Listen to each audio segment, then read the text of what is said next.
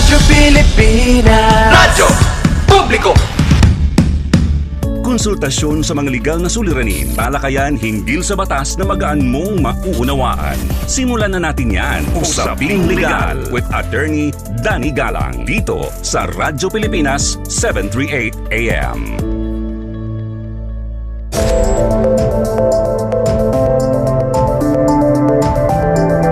Magandang araw ho sa inyong lahat. Ako po ang inyong lingkod, Attorney Danny Galang, at kayo'y nakikinig sa Usaping Legal sa Radyo Pilipinas, Radyo Publiko. Ngayon ay Sabado, June 20, 2026.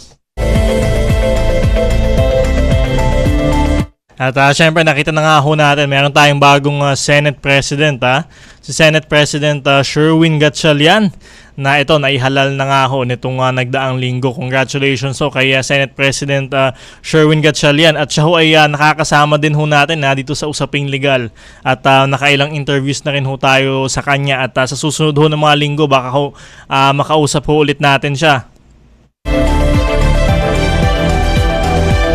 At syempre naganap na nga rin ho yung pre-trial conference para doon sa impeachment ni Vice President Sara Duterte. Nagsimula na ho ito noong Miyerkules. So talagang gumugulong na ho itong impeachment ni VP Sara. Yan ho ang pag-uusapan natin maya-maya lamang. At syempre ngayon ho, June 20, 2026, ito ho ang ating 150th episode. And ho, congratulations ho sa ating lahat. 150th episode ho ng Usaping Legal ngayong araw na ito. Kaya maraming salamat ho sa lahat ng patuloy na sumusubaybay sa ating programa, tumatangkilik ho sa ating programa. Maraming salamat ho doon sa ating mga naging resource person sa mga nakalipas na ilang episodes ho natin. At syempre maraming salamat din ho sa ating mga kasamang engineers at staff dito sa likod ho ng ating programa. Maraming salamat ho sa inyong lahat. At ayun nga ho, 150th episode ng ating programa. Sana ho ay marami pa ho tayong panahon na pagsamahan ho dito sa Usaping Legal. Maraming salamat ho sa inyong lahat.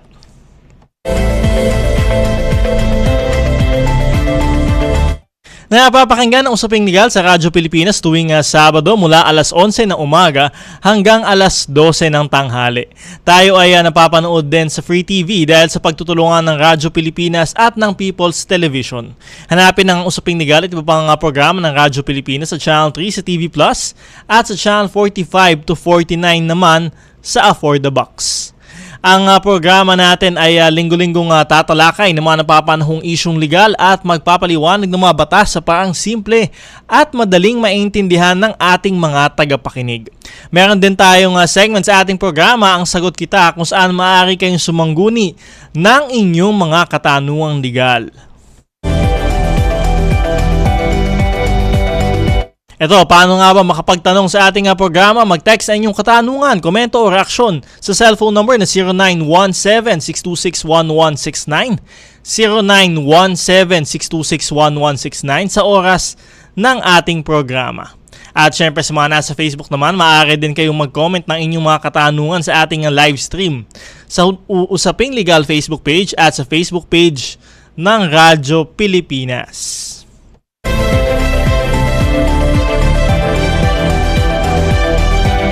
Kaya ayan ho, marami hong paraan para makapagtanong sa ating programa. Cellphone number 0917-626-1169, 0917-626-1169, o di kaya naman ho sa live stream. Sa Facebook, hanapin nyo ho Usaping Legal Facebook page, and Usaping Legal Attorney Danny Galang. At syempre yung Facebook page ho ng Radyo Pilipinas, naka-live stream ho tayo dyan. Pwede ho kayong magtanong dyan, at syempre real time ho natin sasagutin ang inyong mga katanungan, at pwede rin naman ho kayong magkomento tungkol sa ating topic ho for the day. At syempre pwede rin ho kayong magpabati dyan. Hanapin nyo lamang ating Facebook live stream, Radyo Pilipinas Facebook page, at syempre Usaping Legal Facebook page.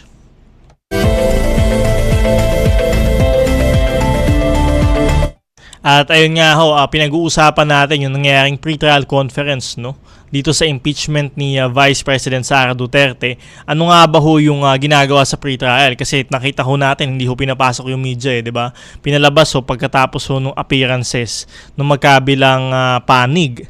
Pero ayun nga, ano nga ba yung nangyari doon sa pre-trial conference ho na ito? At ano ho yung mga mangyayari pa? Kasi hindi pa ho ito tapos eh. So meron pa hong isa pa hong schedule dito sa Monday, no?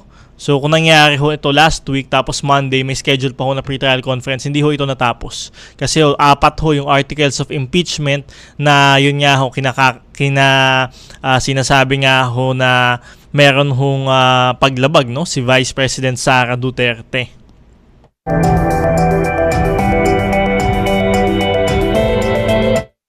Ito, sa usaping legal natin, ngayong araw, ginanap na ang unang bahagi ng pre-trial conference para sa impeachment trial ni Vice President Sara Duterte nitong Miyerkules, Hunyo 19. At sinabi ng parehong partido na naging maayos ang nangyaring pagdinig kung saan minarkahan ang mga ebidensyang gagamitin at pinangalanan ng mga posibleng witness sa gaganapin na paglilitis. Magpapatuloy ang pre-trial conference sa darating na Lunes para pag-usapan naman, no, yung susunod pa ho na mangyayari dito sa impeachment ni Vice President Sara Duterte.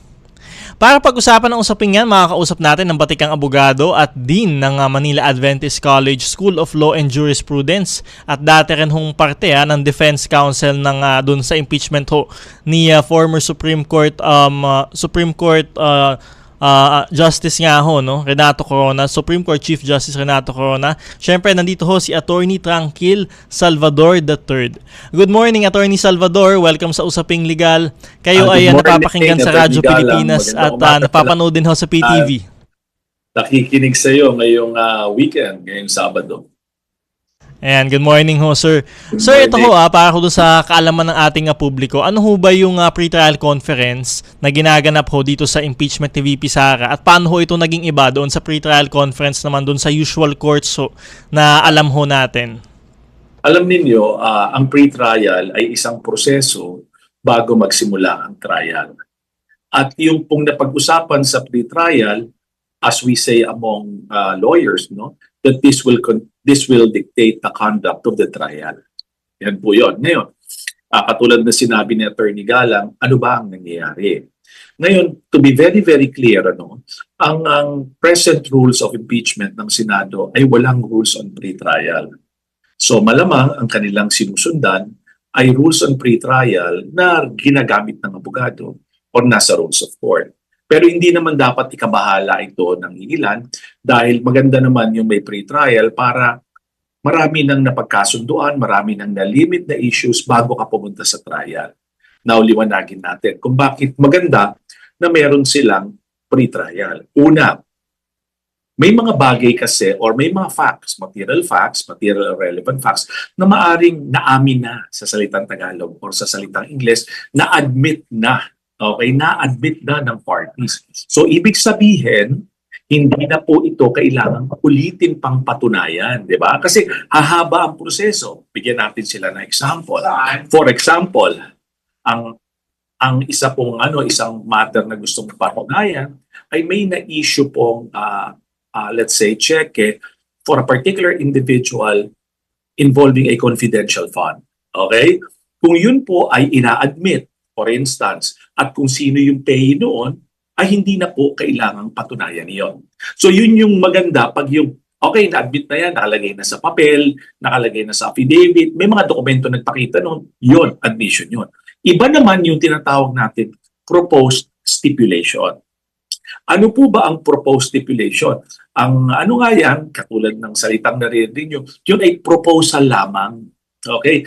Ibig sabihin, ikay hinihikayat mo yung kabaling bahagi na, uy, mag-stipulate na tayo. Ano ba epekto pag nag-stipulate? Di admitted na, hindi kailangang patunayan. So may kaiba yung admission kasi nag-i-exist na siya, iba yung proposal. Yun ay iminumungkahi mo lang sa kabila na, aminin mo na yung video na ginamit, yung sinasabing threat doon sa first couple, authentic yan. Ayan, proposal yon. Ibig sabihin, pag inamin ng kabila, authentic yan. Hindi mo na kailangan dumaan sa pag-prove ng authenticity. So, iikli yung proseso ng counter. Nakita nyo po, ganun yun. So, iba yung admission, iba yung proposal for stipulation.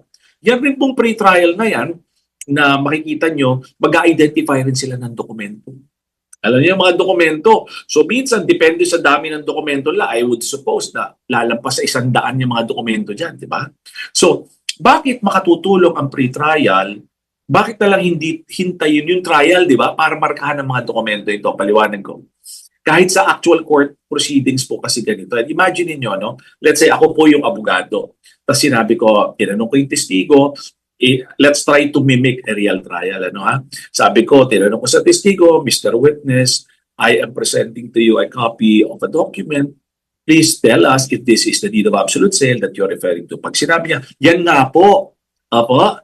So, ibig sabihin po niyan, pag sinabi, yan nga po, at this juncture, Your Honor, may I request that this deed of absolute sale be marked as by Exhibit A. Nako, pag sasabihin ni presiding officer, okay, mark it. Tapos tatatakan, tapos pipirmahan, tapos ibabalik, examinin ng kabila. Can you imagine that? So mahina ang 5 minuto. Napakahina nun. Pag makapalang dokumento, baka umabot na 10 minutes, 15 minutes para examinin ng kabilang bahagi yun, kabilang partido. So yan ang purpose talaga ng pre-trial. Para, okay, itong dokumentong sinasabi ng prosecution, may dala silang photocopy ko, compare natin sa original. Okay na. Okay. So hindi na sila magtatalo on the ground. Ganun rin po sa bahagi ng defense. Ganun po yun. Tapos rin po, diyan sa pre-trial, ina-identify rin po yung mga testigo. Ilan ba testigo mo? Parang kung tama ang rinig ko, ang prosecution, ang una nila, baka 30 lang eh. Tapos sabi nila, sinama na nila lahat. 50 plus na. Kasi baka mamaya, questionin pa kami. Yung ganun din, ang depensa, identify rin nila yung mga testigo nila at yung mga dahilan kung bakit sila ipipresenta. So, nakita niyo yung pre-trial din.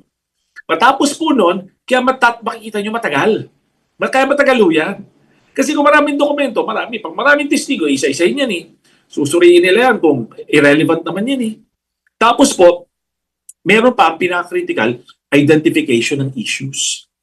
Ano ba mga issues natin? Anong patutunayan? Tandaan nyo, 4 yung articles of impeachment. So, if-frame nila yan. If-phrase nila yung issues na yan, para yan ang magiging guide ng mga hukom, ng mga senator judges na dun, yun ang kailangan patunayan yung issues na yun.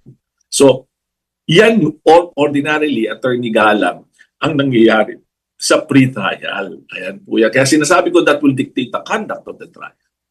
Alright, sir, for orderly, no? For orderly na presentation yes, ng trial. right. Sir, ito madami din nagsasabi na bakit daw hindi umattend si VP Sara Duterte sa pre-trial. Marami din nang nag-ano sa kanya na dapat pumunta siya doon. Yun hubang accused, kailangan ho ba talagang umattend doon sa pre-trial conference pa lamang? Alam nyo, yung parties, bigyan natin ng idea, no? I-differentiate natin kasi ibang proseso ito impeachment, Yung meron, kung sa court yan, may civil case, may criminal. Sa civil case po, kung civil case yan, pwede mo namang i-authorize ng party yung abogado niya or any third party na mag-appear in his place or in her place. Pwede yun. You could authorize someone to appear in your stead sa civil case. Sa criminal case, iba naman ang usapan. Kasi sa criminal case, dahil probably you're out on bail, ikinumit mo sa hukuman na mag-a-appear ako. Basta may notice ako. So sa criminal case, kailangan uma-appear ang akusado. Kasi tatanungin niya, asa akusado? Saan ang akusado? Tinatanong niya ni judge. Pero ito nga impeachment. Kasi nga, sa ngayon, nag-aano pa lang sila eh. Ini-streamline pa nila yung proseso. So yung mga iba, alam mo naman, Attorney Galang, ang mabigat dito kasi, yung usapin ito hindi lang legal eh. We make an effort to make it legal, appear to be legal and constitutional.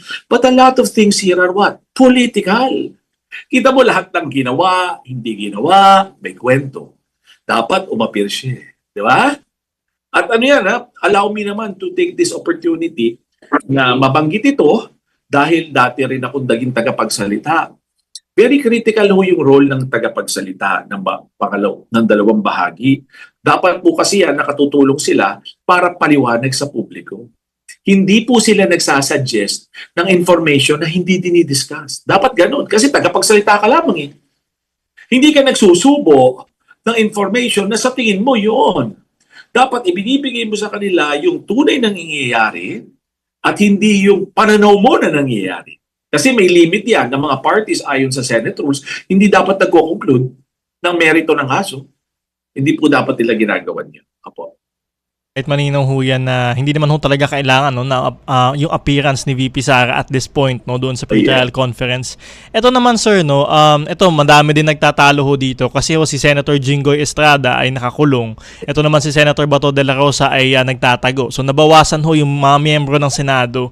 Okay. Ilan na ho kaya yung number na kailangan para ma-convict ho ito si VP Sara Duterte? Maganda yung tanong mo, Attorney Galang, kasi yan ang pagtatalunan, maniwala ka sa akin. Hanggat pagsimula ito at pag hindi ito na-resolve yan, pagtatalunan yan.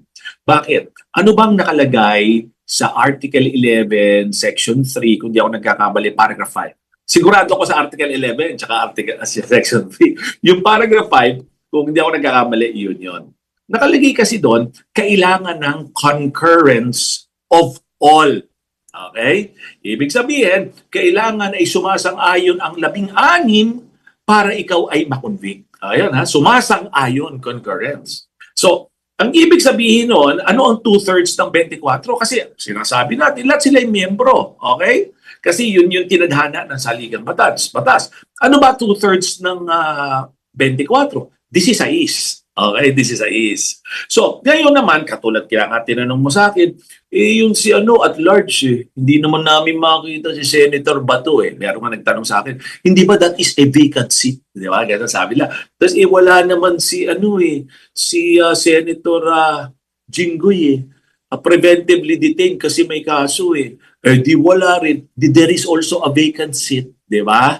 Attorney Galang. Pero pinag-uusapan dito, kung talagang pag-uusapan natin ang saligang batas ayon sa formulation nito, ang sinasabi ay concurrence, pagsang-ayon ng 16, 2/3 para matanggal ang isang impeachable officer. Now, sasabihin natin, alam niyo naman, siguro kaya mo natanong, marami nang usapin dyan. Now, ano ba yung ugat niyang boto na yan? We have to understand it in the light of the Constitution. Alam niyo po, ang Constitution ay isang fundamental law ng ating bansa. At ang bawat bansa ay may saligang batas. Ang kaya nga po, hindi ba laging issue yan? Ba't bubabaguhin ng konstitusyon? Hindi dapat binabago yan. And the Constitution should go beyond or live beyond our lives. Wala na tayo sa mundong to. Konstitusyon pa yan unless baguhin nila yan. And therefore, for purposes of institutional stability, hindi dapat dinudot-dot yan. At hindi natin dapat na, ay, ganito yan, nagbibigay ng opinion, ginugulo. Hindi po with all due respect, So, ang tatanungin natin, pero siyempre, may iba sasabihin naman, ikaw naman attorney, logical, wala sila, paano sila magpaparticipate? Hindi naman dito pinag-uusapan ng participation Ang pinag-uusapan dito, nagko-concur. Kasi kahit wala yung dalawa, maaabot ba yung 16? Pwede. Pwede naman maabot Kahit wala sila Ngayon, pag-usapan natin yung sabihin natin paano nga kung tanggalin natin yung dalawa? Pag tinanggal mo yung dalawa, di lang kailangan mo 15. Di pa baba ng pababa yun, Atty. Galang. Pag ginawa mong 20, sabihin natin, wag naman mangyari. Meron na namang makulong, meron na namang magtago. Naging 20. Di 13. Asumin natin na 13 ang boto. Asumin natin yung mayorya na 13, di tapos na. Hindi ko sinasabing gano'n ang boto nila, ha? Alam mo naman ng tao, sasabihin nila, it's a numbers game. Alam mo mga tao iba-ibang tao diba? Iba-ibang opinion. Kaya kung akong tatanungin diyan, I'm very careful in giving yung opinion. Kasi sinasabi ko sa inyo sinasabi ng batas, to maintain balance. Yan ang intent ng saligang batas to protect the provision of the Constitution to be weaponized politically. Kaya nga hindi yan mayorya lamang Kaya ginawa lang 2/3 yan para kailangan mo kumuha ng supermajority para makapagtanggal ka. Kasi may mandato ang tao So kailangan mo pakita mo na may sapat na dahilan para tanggalin siya. Ngayon, sasabihin ng iba, baka kasi ganito ka kasi pabor ka.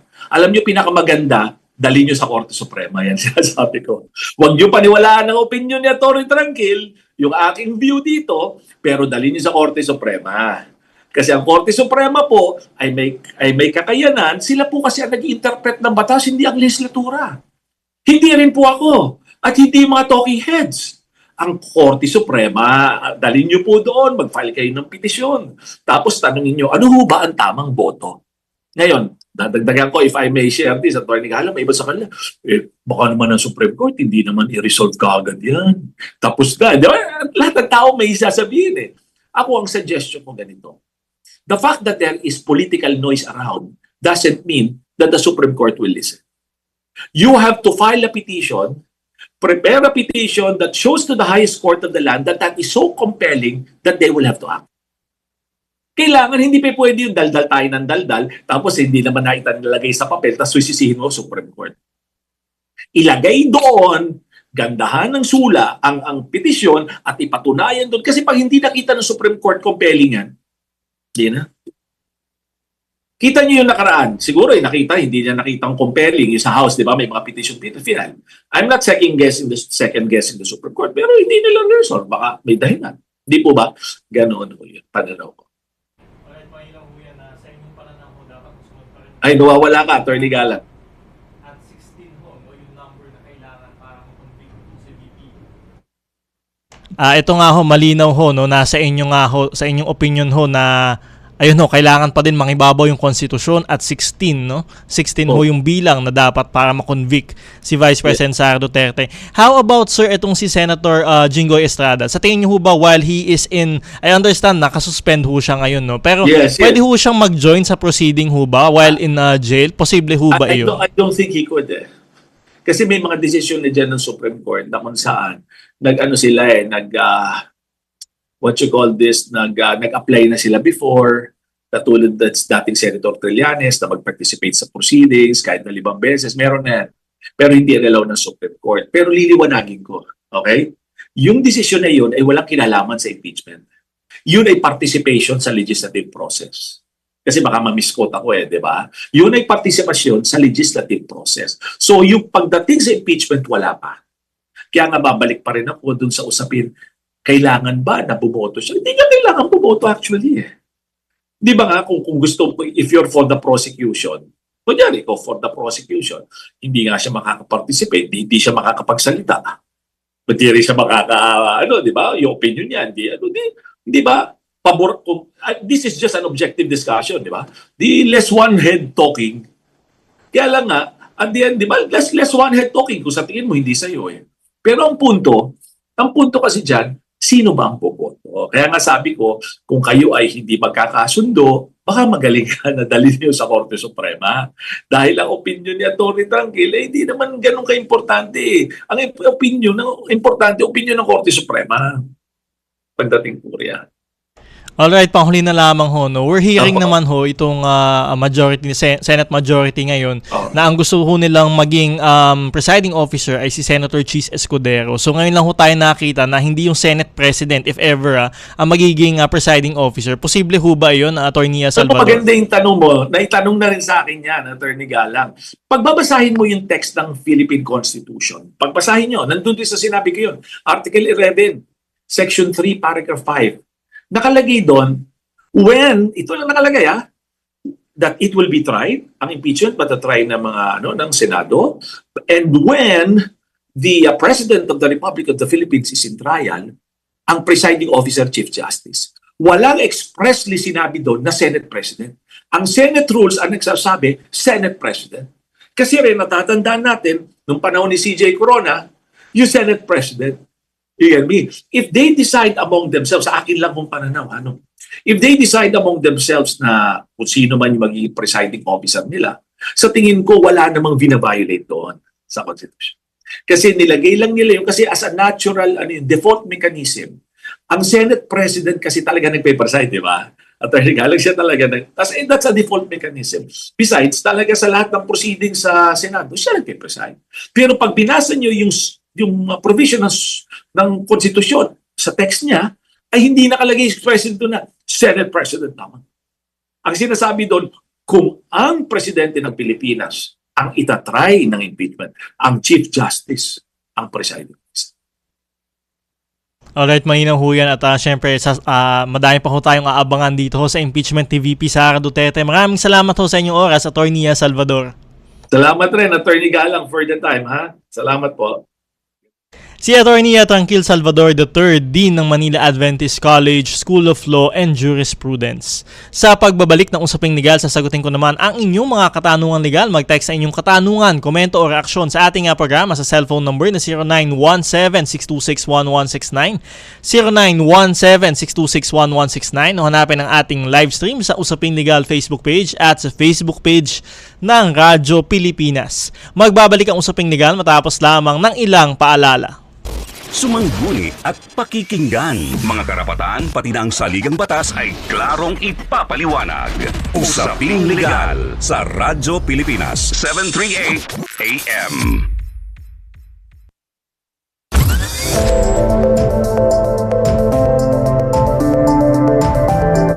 Nagbabalik ang Usaping Legal dito pa din sa Radyo Pilipinas, Radyo Publiko. Ito, batiin lamang ho natin yung mga nanonood sa ating Facebook live stream. Hanapin nyo ho yung Radyo Pilipinas Facebook page at syempre Usaping Legal Facebook page.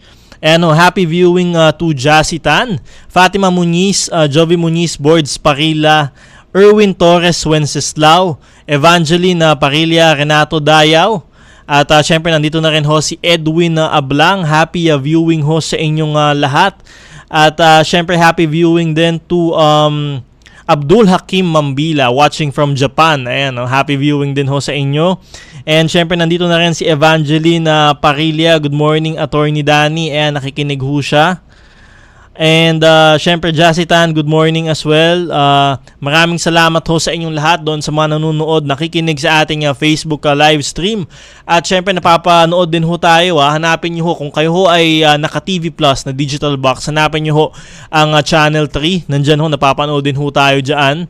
At syempre kung afford the box naman ho kayo, Channel 45 to 49. And napapanood ho tayo dyan kung gusto nyo ho ng visuals. At syempre YouTube din, RP1, Radyo Pilipinas 1 YouTube channel. Live din ho tayo napapanood ho dyan. Kaya ayan ho, wag na ho natin patagalin pa. Dumako na ho tayo sa ating segment na Sagot Kita. Mga legal concern na nais mabigyang kalinawan. Sagot kita! Mga nasusulat ukol sa batas na hindi lubusang maintindihan. Huwag kang mag-alala. Sagot kita! Sumangguni na kay Attorney Danny Galang dahil dito, Sagot Kita! Dito sa Sagot Kita, sagot ko po kayo at ang inyong mga katanungang legal. Mag-text na inyong katanungan, komento o reaksyon sa ating programa sa cellphone number na 0917-626-1169, 0917-626-1169. Hanapin ang ating live stream sa Usaping Legal Facebook page at sa Facebook page ng Radyo Pilipinas.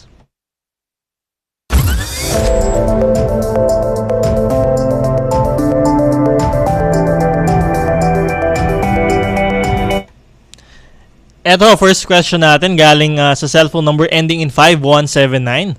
Good morning, attorney. Ako po ay nasuspinde ng 15 days dahil sa pagtatanong ko sa kapwa empleyado kung meron po siyang problema sa akin. Dahil sasapakin niya daw ako sa harapan ng mga boss. Tinanong ko lang po kung may problema sa akin yung kapwa employer at na-consider na naghamon daw po ako ng away. Nasuspinde po ako ng 15 days at lagpas na pong 15 days ang aking suspinde. At hindi pa din po ako nakakabalik sa work. 7 years at 11 months na po akong empleyado sa aking pinapasukan. Sana po ay matugunan ninyo ang aking katanungan.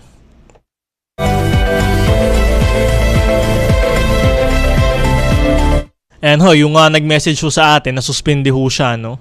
Nasuspindi ho siya for 15 days dahil nga tinanong daw niya yung kapwa niya empleyado kung may problema ho sa kanya. So ang sabi ho ng kanyang employer ay ikaw ay naghahamon ng away, ikaw ay sususpendihin namin for 15 days. Ngayon, lumipas na daw ho yung 15 days ay hindi pa ho siya pinapabalik. So ano ho yung mangyayari ho sa kanya? Siya ho ay regular na empleyado kasi 7 years na ho. 7 years at 11 months na ho siyang empleyado doon sa kanyang pinapasukan.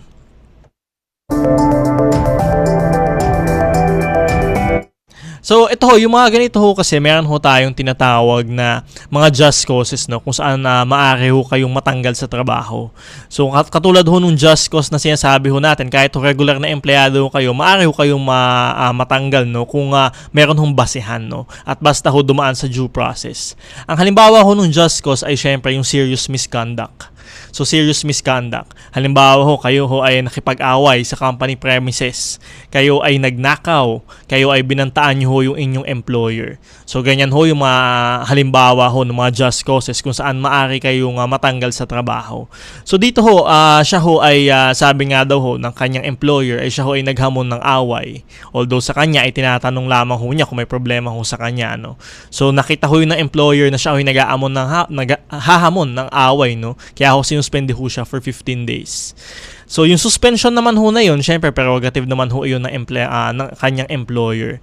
Pero yun nga ho, after 15 days, kung hindi pa ho siya pinapabalik sa kanyang trabaho, at malinaw naman ho na suspension lamang yung iginawad ho sa kanya na parusa para ho doon sa di umanong paghahamon doon sa kanyang kapwa empleyado, ay ayun ho, doon ho magkakaproblema. Kasi ho kapag ho siya ay hindi na pinabalik sa trabaho dahil ho doon sa naging instance ho na yun, ay maaari ho yun maging illegal dismissal na.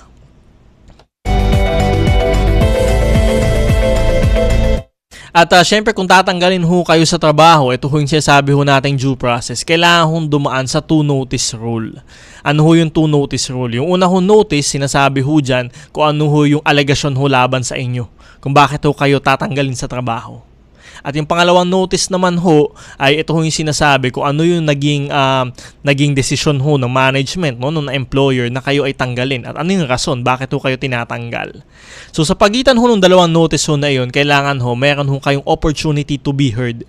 Ibig sabihin ho, dapat ho pinakinggan ho ang inyong panig, either kayo ay in-interview o kayo ay sinulat or kayo ay sinabihan ho na magsulat ng inyong panig, dapat ho may opportunity to be heard. So ayan ho. So ibig sabihin ho, kapag ho ay kahit ho gaano pa ho ka-grave, no? Gaano ka-grabe yung ginawa ho ninyo, ay kung hindi ho ito dumaan sa proseso ho na ito na 2 notice rule at yung opportunity to be heard, matatawag pa din ho yan na illegal dismissal. So, ayan ho yun. Kaya kung kayo ho ay nasuspinde, tapos hindi na ho kayo pinabalik sa inyong trabaho, wala naman ho sinabing sapat na dahilan, ay ayan ho, maaari nyo ho yan na masabi, no? Maaari ho natin masabi na mayroong illegal dismissal ho dyan. So pag naging biktima ho kayo ng ganyan, ay syempre kailangan na ho nating pumunta sa Department of Labor and Employment at National Labor Relations Commission para ho maghain ng reklamo for illegal dismissal. So ano hong gagawin kapag ho napatunayan ng korte na talagang o ng mga labor arbiter ho natin na mayroong hong illegal dismissal, kayo ho ay ma-reinstate o maibabalik sa trabaho without loss of seniority rights, at syempre meron din ho kayong mga back wages. Yung mga sweldo nyo ho dapat na natanggap, back wages from the time that you are illegally dismissed. Ayan ho, up to the time na kayo ay ma-reinstate. At syempre kung hindi na ho posible yung reinstatement, bibigyan ho kayo ng karampatang halaga, no, ng korte, ay awardan ho kayo ng halaga para ho syempre doon sa inyong mga dinanas.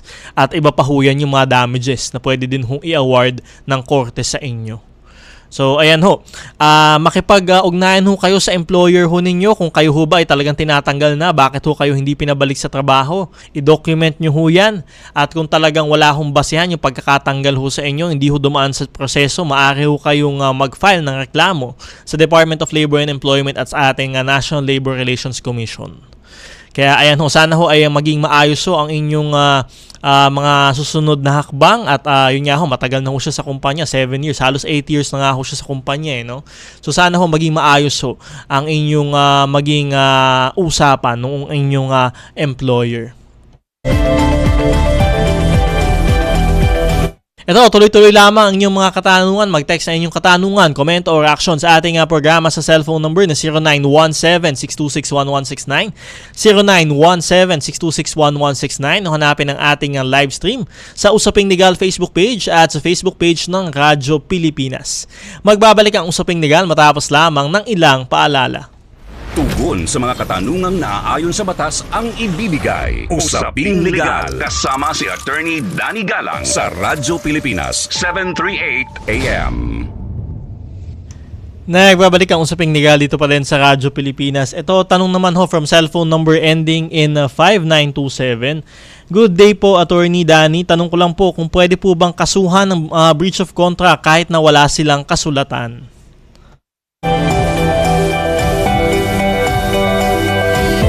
Ayan ho, ang madaling sabi ho natin ay maari naman ho. Pero depende pa rin ho yan kung ano yung kontrata na inyong in-enter nga ho. No? Kasi in general nga ho sa ating mga civil code, kahit ho wala hong kontrata, kahit ho hindi ho nakasulat ang inyong mga agreement, ayan ho ay valid. 'Di ba? Yan ho ay valid. Meron ho tayong tinatawag na cause, object at consideration doon sa isang kontrata at doon ho sa agreement ng parehong partido. Kung present ho yan yung cause, halimbawa ho, kung ano yung pinag-aagrihan nyo ho, halimbawa ho, isang obligasyon na gawin ng isang bagay, ayan ho, meron hong object, kung ano yung mismong gagawin, at meron hong consideration, kung ito ho ba ay babayaran o di kaya wala hong consideration, etc. Kapag ho kayo ay nag-agree na dito sa COC, cause object consideration ho na ito, ay kahit ho wala kong kayong physical na kontrata, ay binding na ho ang inyong agreement. So sa madaling sabi ho, ay pwede ho pa rin kayong maidemanda for breach of contract. Kahit ho sabihin ho natin, hindi kayo nag-enter into a physical contract, pero kung meron ho kayong agreement, kahit ho verbal ho lamang, nagkasundo ho kayo, may meeting of the minds, kayong dalawang partido, ay kahit ho sabihin ho natin walang physical na kontrata, ay valid and binding pa rin ho yung inyong agreement sa inyong dalawa at pwede ho kayong magkaso ng breach of contract kahit ho wala ho kayong physical na kontrata. Kaya lang ho, kapag ito ay umabot na ho sa korte, may hirapan lamang ho tayo. Kasi nga ho, verbal lamang, 'di ba, yung agreement ho ninyo. So kailangan nyo ho ng mga paraan para ho patunayan na meron ho talaga kayong ganong agreement o napagkasunduan. So halimbawa ho, baka ho meron kayong mga witness na nakasaksi doon sa agreement ninyo ho dalawang partido. Hindi ho ba? O di kaya naman ho, meron ho kayong mga iba pa hong corroborating evidence, supporting evidence para ho mapatunayan na talagang meron ho kayong agreement at talaga ho na-breach o hindi ho sinunod yung agreement ho na iyon. So pero ho, syempre ang mapapayo ho natin sa ating mga tagapakinig, kapag kayo ay mag-enter into agreement, siguraduhin nyo ho na nakasulat ho ito sa papel, ito ay notaryado para ho mas madali. At syempre sa ilalim ho ng civil code, meron ho mga klase ng kontrata, no, na dapat ho talaga ay nakasulat. Halimbawa ho, yung bentahan ng lupa, dapat ho yan, nakasulat ho talaga yan, malinaw ho yan. O di kaya kung kayo naman ho ay bumibili ng mga produkto o ganto ganyan, na meron hong threshold yung amount, ay dapat ho nakasulat din ho yan. So sa madaling sabi ho, ay para ho sa kapanatagan ng ating mga partido and ho para ho maayos, kailangan ho ay nakasulat na ho yung mga agreement ho na yan. Syempre ho, lalo na ho kung malaki ho yung amount na involved, hindi ba? O di kaya kung kayo ay nangungutang, nagpapautang, ay mahalaga rin ho talaga na dapat kayo ay may kasulatan ho na pinanghahawakan. At syempre kung hindi naman ho magiging abala ho sa inyo, mas maganda ho kung nakanotaryo na ho yan. Kasi ho, kapag nakanotaryo na ho, ito ho ay nagiging public instrument, public document ho. Ibig sabihin ho, binding against the whole world. Alam ho ng buong mundo na meron ho kayong dokumento na pinirmahan na ganito. Kasi nga ho, ito ay notaryo na. Ito ay naging public document. At yun nga ho, at syempre mas maganda ho yan na bilang ebidensya sa korte. Kumpara kung meron lang naman kayong private na dokumento na kayo lamang ang nakakaalam. So ayan ho, kaya mas maganda ho yan. Kaya ayan ho, kung tayo ho ay mag-enter into agreements, mas maganda ho talaga at tayo ay gawin ho natin dokumentado ho ito, notaryado para ho sa ating kapakanan.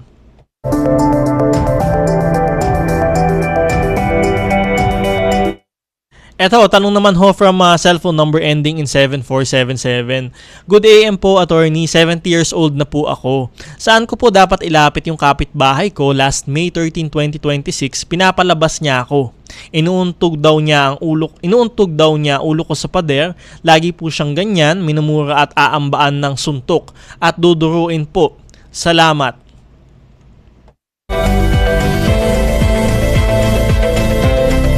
Ayan ho. Ito nakakaawa naman ho yung nag-message ho sa atin, no? Isa ho siyang senior citizen pero sinaktan ho siya ng kanyang kapitbahay. So maaari ho kayong lumapit sa barangay, no? Ipabarangay niyo ho yung tao nga nananakit ho sa inyo, nagpapalayas ho sa inyo, nag-uuntog ho sa inyo sa pader. Ipabarangay niyo ho yan. Hindi ba? Kasi hindi ho tama ho yan na nananakit ho tayo ng kapwa, lalo na ho ng mga ating mga senior citizens. So hindi ho tama yan, dapat ho ipabarangay niyo ho yan, isumbong niyo ho sa barangay. At pwede nyo na nga rin hong ipablatter kasi nga ho, pwede ho yung less serious physical injuries, depende ho doon sa gravity na ginawa ho sa inyo. Kasi dito sinasabi, inuuntog ho siya sa pader di ba? Matanda na ho ito, kung inuuntog nyo ho, baka talagang napinsala ho yung utak, ay pwede nyo na nga rin hong ipablatter ho yan. Pero sa una't una, kayo ho ay magkapit-bahay naman ho, maaari nyo ho siyang ipabarangay ho muna. At tingnan ho natin kung mapagkakasundo ho kayo ng barangay. At kung hindi ho kayo makapagkasundo, maaari na rin ho kayo mag-file ho ng kaso, no? Mag-file ho kayo ng kaso for physical injuries at kung ano pa hong ginawa ho sa inyo para ho doon sa inyong sinapit.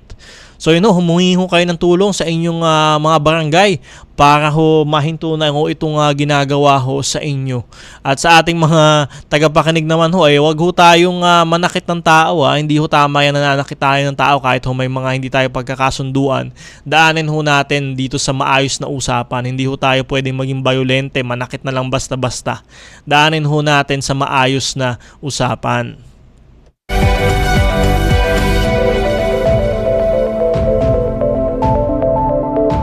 At syempre, wala na ho tayong oras. Yung mga iba hong nag-message ho sa inyo, sasagutin ho natin yan sa susunod na Sabado. Diyan na ho muna nagtatapos ang ating programa ngayong araw. Maraming salamat ho sa ating mga nakasamang engineers at staff, Engineer Rolly Bumatayo at Engineer Jobel Lustre. Magkarinigan ulit tayo sa susunod na Sabado, alas 11 ng umaga hanggang alas 12 ng tanghali. Dito pa din sa Radyo Pilipinas, Radyo Publiko muli. Ako po si Attorney Danny Galang. Mag-ingat tayong lahat.